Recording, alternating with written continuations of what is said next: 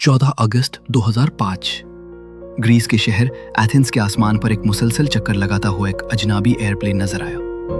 लेकिन इस एयरप्लेन का मूवमेंट, उसका फ्लो और सबसे ज्यादा उसकी साइलेंस कुछ ठीक नहीं लग रही थी। यह सिर्फ एक प्लेन नहीं था, यह था घोस्ट प्लेन। सो फ्रेंड्स, सुबह के कुछ घंटे थे। एथेंस में लोग अपनी नॉर्मल जिंदगी गुजार रहे थे, लेकिन हवाओं में कुछ और ही चक्कर काट रहा था। एक Boeing 737 Helios Airways flight 500 B2 Cyprus के शहर लारनाका से उतरा था अपनी मंजिल प्राग के लिए। मगर यह प्लेन, जो अब 34,000 फीट की बुलंदी पर था, किसी से राब्ता में नहीं था। ना निकोसिया एयर ट्रैफिक कंट्रोल, ना एथेंस, ना किसी और। 2 घंटे हो चुके थे और हर रेडियो कॉल जो कंट्रोल टावर से किए जा रहे थे, बेकार। क्या यह हाईजैकिंग थी? क्या प्लेन पे कोई कब्जा कर चुका था, या कुछ और जो समझ से बाहर था? जब सब कुछ बेकाबू होने लगा तो ग्रीक एयरफोर्स ने 2 F-16 फाइटर जेट्स हवा में भेज दिए। मिशन उस अजनबी प्लेन को इंटरसेप्ट करना। और जो सीन उन फाइटर जेट पायलट्स ने देखा, वो इंसानी सोच से पारे था। प्लेन का कॉकपिट खाली था। कैबिन में सारे पैसेंजर्स अपनी सीट्स पे सीधे बैठे थे, लेकिन उन लोगों के बीच कोई हरकत नहीं थी, जैसे किसी ने वक्त रोक दिया हो। ऑक्सीजन मास्क लटक रहे थे, लेकिन कोई चीख नहीं, कोई हरकत नहीं और कोई मूवमेंट नहीं। फिर अचानक एक आदमी कॉकपिट में आता है। Light blue shirt, black vest. वो पायलट नहीं लग रहा था। वो घबराहट में कंट्रोल्स देख रहा था, जैसे कि कुछ समझने की कोशिश कर रहा है। लेकिन देर हो चुकी थी। फाइटर जेट के पायलट ने देखा प्लेन का एक इंजन फेल हो गया है और उसमें से आग निकल रही थी। प्लेन झुकता है और नीचे गिरने लगता है और फिर एथेंस के नॉर्थ में एक पहाड़ी से जा टकराता है। 121 लोग सिर्फ चंद सेकंड में मिट्टी का हिस्सा बन गए। लेकिन सवाल यह है, ये सब कुछ हुआ क्यों? ये प्लेन घोस्ट प्लेन क्यों बना? वक्त को जरा पीछे ले चलते हैं। हीलियोस एयरवेज फ्लाइट 522 सुबह सुबह साइप्रस से उतरा। 115 passengers, 6 crew members. Captain the 59 साल के, बहुत ही तजुर्बाकार। 17,000 से ज्यादा फ्लाइंग आवर्स।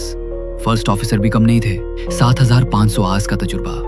प्लेन भी बिल्कुल ठीक था। बोइंग 737-300, सिर्फ 7 साल पुराना।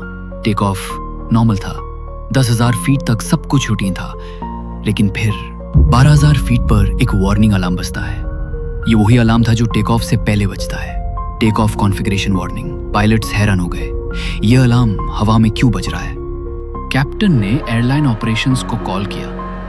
बोला, टेक ऑफ कॉन्फ़िगरेशन लाइट आ रही है, वेंटिलेशन फैन भी बंद लग रहा है, सर्किट ब्रेकर कहाँ है? इंजीनियर ने कहा, लाइट्स तो वैसे भी बंद होती हैं, सर्किट ब्रेकर आपके सीट के पीछे है। लेकिन जब इंजीनियर ने पूछा कि प्रेशराइजेशन सिस्टम ऑटो पे है या मैनुअल पे, कैप्टन ने सिर्फ वही पहले वाला सवाल रिपीट किया, सर्किट ब्रेकर कहाँ है? उस वक्त तक कैबिन में ऑक्सीजन मास्क्स गिर चुके थे और वही था आखिरी बात। उसके बाद किसी का किसी से कोई राब्ता नहीं हुआ। प्लेन ऑटो पायलट पे चलता रहा। 34,000 फीट पर। ना डिसेंड की परमिशन ली, ना किसी रेडियो कॉल का जवाब दिया। जब तक F-16 जेट्स उस तक पहुंचे, सब कुछ खत्म हो चुका था, सिवाय एक आदमी के। वो शख्स था अंद्रेयास प्रोद्रोमो, एक फ्लाइट अटेंडेंट। लेकिन सिर्फ फ्लाइट अटेंडेंट नहीं, उसके पास एक कमर्शियल पायलट लाइसेंस भी था। लेकिन बोइंग 737 फ्लाई करने का तजुर्बा नहीं था, कभी कॉकपिट का हिस्सा नहीं बना था। वॉइस रिकॉर्डर में सुनाई दिया गया कि उसने मेडे कॉल देने की कोशिश की, मगर वो ट्रांसमिट बटन दबाना भूल गया। प्लेन का फ्यूल खत्म हो गया था। दोनों इंजन्स बंद हो गए। एंड्रियस ने कंट्रोल संभालने की कोशिश की, लेकिन प्लेन ने रिस्पॉन्ड नहीं किया और कुछ ही देर में क्रैश। इन्वेस्टिगेशन ने सब कुछ खोल के रख दिया। प्लेन का प्रेशराइजेशन स्विच ऑटो से मैनुअल पे था। कल रात एक इंजीनियर ने लीक टेस्ट के लिए स्विच चेंज किया था, मगर वापस ऑटो पे करना भूल गया। पायलट्स ने ये चेक ही नहीं किया।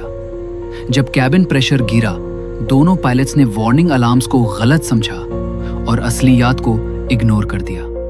ऑक्सीजन कम होती गई। हाइपोक्सिया ने उनका होश छीन लिया और धीरे धीरे पूरा प्लेन सो गया फॉरएवर। जो कुछ भी हुआ वो एक गलती, एक छोटी सी लापरवाही और एक मिसअंडरस्टैंडिंग का नतीजा था।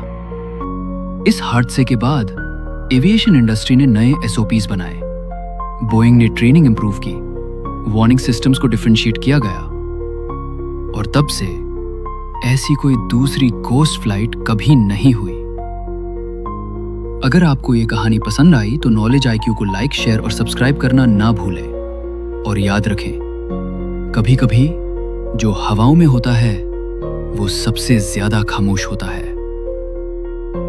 ये थी कहानी गोस्ट प्लेन की। मिलते हैं अगले वीडियो में। तब तक के लिए गुड बाय।